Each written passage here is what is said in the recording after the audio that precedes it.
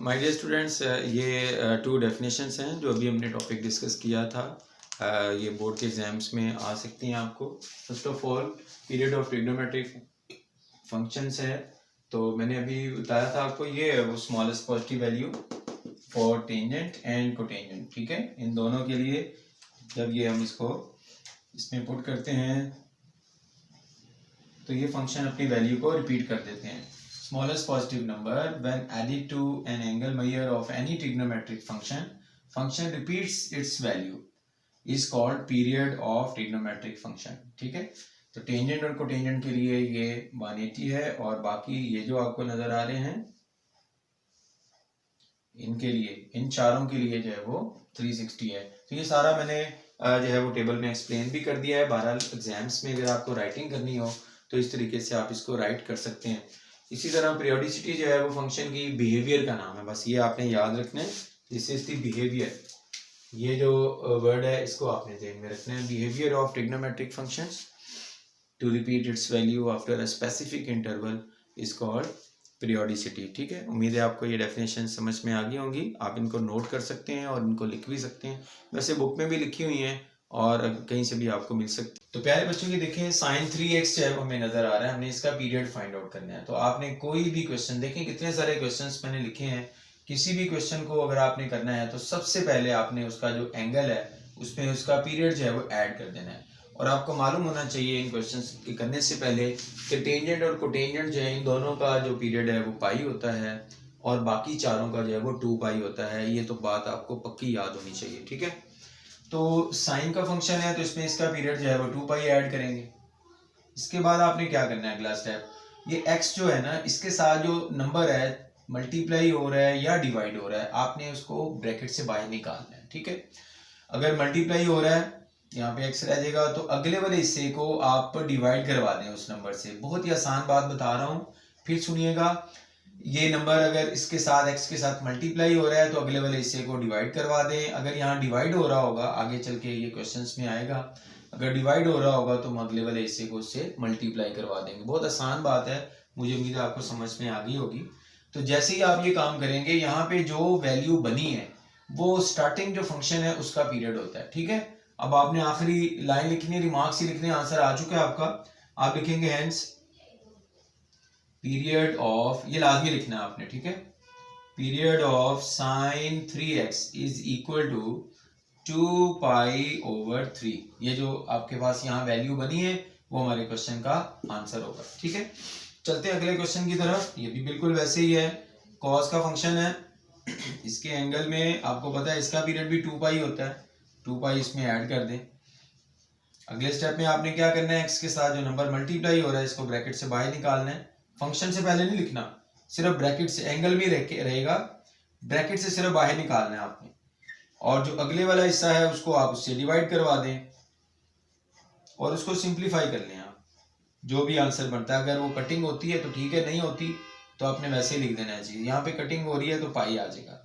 अब यहाँ पे जो आंसर बना है वो स्टार्टिंग जो गिवन फंक्शन है उसका पीरियड होगा। तो आप लिखेंगे हेंस पीरियड ऑफ, जो उसने क्वेश्चन दिया था cos 2x is equal to pi, तो बेटे ये इसका आंसर होगा। इतना सीखने के 2 नंबर हैं और लाजमी पेपर में आते हैं जी, तो ये 2 नंबर मेरी तरफ से मुबारक हो आपको। प्यारे बच्चों, इधर आ जाए जी। इस क्वेश्चन में टेंजेंट का फंक्शन है और 4x में इस दफा मैंने पाई ऐड किया है जी। भाई पाई मैंने क्यों ऐड किया है जनाब, में हम जानते हैं टेंजेंट का जो फंक्शन है उसका पीरियड जो है वो पाई होता है। ठीक है, ये याद करना पड़ेगा आपको।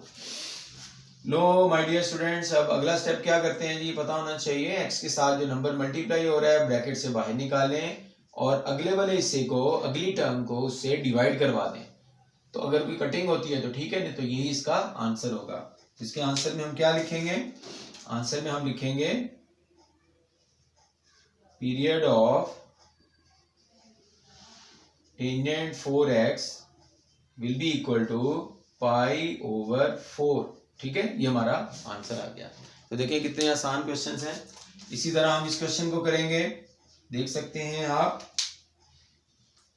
जी। प्यारे बच्चों, कोटेंजेंट है और वी नो दैट कोटेंजेंट का जो पीरियड होता है वो होता है पाई। ठीक है, अब आपने क्या करना है, आपने बेटा ये 2 नीचे वाला ये बाहर निकालना है। जब आप इसको डिनोमिनेटर से निकालेंगे तो यूं लिखना है आपने, 1 ओवर करके लिखना आपने। जी क्या बताया था आपको, अब यहाँ पे डिवाइड कर रहा था, आपने बाहर निकाला है, ये नंबर अगली वाली टर्म से मल्टीप्लाई हो जाएगा और यहाँ पे 2 पाई कर देना है आपने, ठीक है। ये 2 इधर जाके इससे मल्टीप्लाई हो गया। अब ये हमारा आंसर आ गया जी। आप लिखेंगे period of cotangent x/2 is equal to 2 pi, ठीक है। तो आप यूं कह लें कि हमारी इस मैथ की बुक के सबसे ज्यादा आसान क्वेश्चन यही है। अगले क्वेश्चन पे जा रहे हैं जी हम।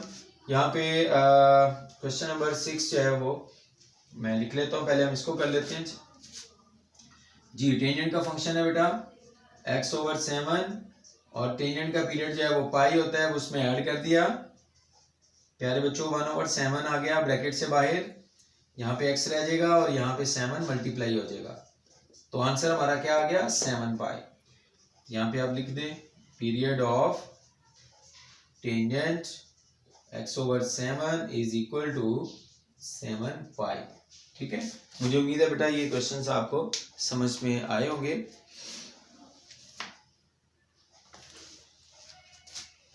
जी ये क्वेश्चन है कोसेकेंट x/6, ठीक है। इसको अब हम करेंगे जी कोसेकेंट x/4, सॉरी जी। तो प्यारे बच्चों क्वेश्चन नंबर 6 जो है वो ये था हमारे पास, कोसेकेंट x/4 जी। कैसे करेंगे इसको, बिल्कुल जैसे हमने पहले वाले क्वेश्चंस किए हैं। आप कोसेकेंट का फंक्शन लिखें और बेटा ये आगे एंगल जो दिया हुआ है इसमें आप इसका पीरियड ऐड कर दें, इस फंक्शन का। इस फंक्शन का पीरियड 2 पाई है, 2 पाई ऐड कर दें जी। 4 को बेटा ब्रैकेट से बाहर निकाल दें और अगली वाली टर्म को 4 मल्टीप्लाई कर जाएगा और यहाँ पे 8 पाई बन जाएगा और यही हमारा आंसर है। Hence period of